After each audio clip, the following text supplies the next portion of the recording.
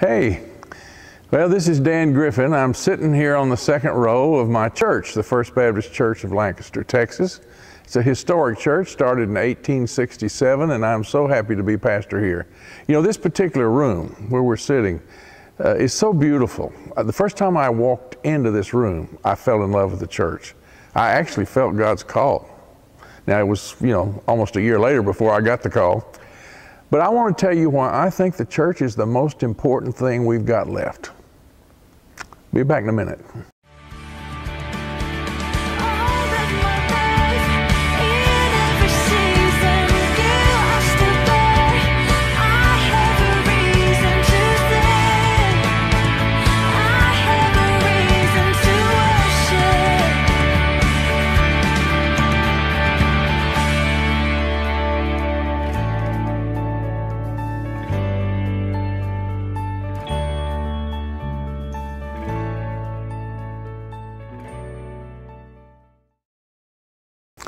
Now, this is our weekly word with Dr. Dan, and I'm Dan Griffin.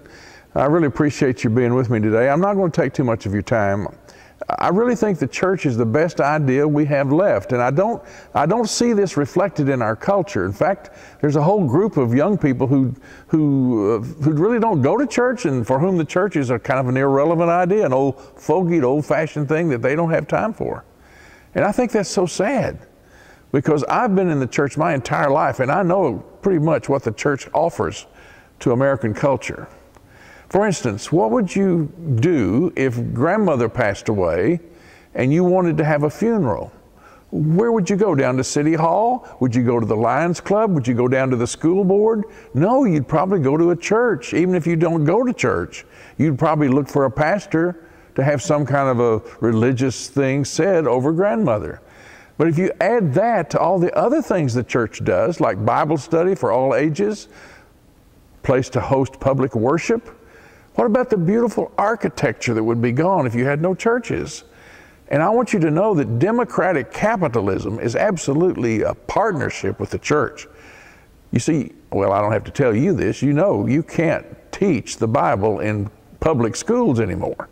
So if you don't go to a private school or have homeschooling, or go somewhere where the Bible can be taught, then how are the children going to know the Ten Commandments? How are they going to know it's wrong to steal or lie or bear false witness or all those things that the Ten Commandments tell us are wrong? Where's that going to come from? You can't run a business. Are you listening to this? You can't run a business if your employees steal from you, lie to you, mess around with each other, and break all the commandments. It's just not going to happen. And of course, I think our society probably murders more people in a year than ever before. Don't we know it's wrong to kill? Don't we know that there's a God who will punish sin? But if we look to Washington, D.C. or to any other entity of the government for salvation, we're not going to find it. They're not going to give us hope. The only organization that can do that is the body of Jesus Christ, still on the earth, in the form of His church. I know you're going to say, well, the church is full of hypocrites. Well, I agree with you. I know some of them. I probably am one of them myself. Because a hypocrite is somebody who's trying to do something that's very hard to do and can't pull it off. We're trying to be somebody. We're trying to be like Jesus, and that's very hard to do. So I think the church is the best idea we've got left. And I hope that we will see the good sense of supporting our church with our presence and with our gifts and with our involvement and our prayers, that we will love our neighbors as ourselves and that we will pray for each other. Because if we don't, if we keep neglecting to do this, well, we might as well decide to be good Muslims. Because I promise you, if the church goes, there'll be nothing between you and Sharia law. And those who will not accept Sharia law in that far-off day will simply be eliminated. Best idea we've got left. Hey, I'm sorry for preaching at you. I didn't mean to. Why don't you just look down at the bottom of your screen there and subscribe to this? I'll have something, I hope, halfway interesting to say every week.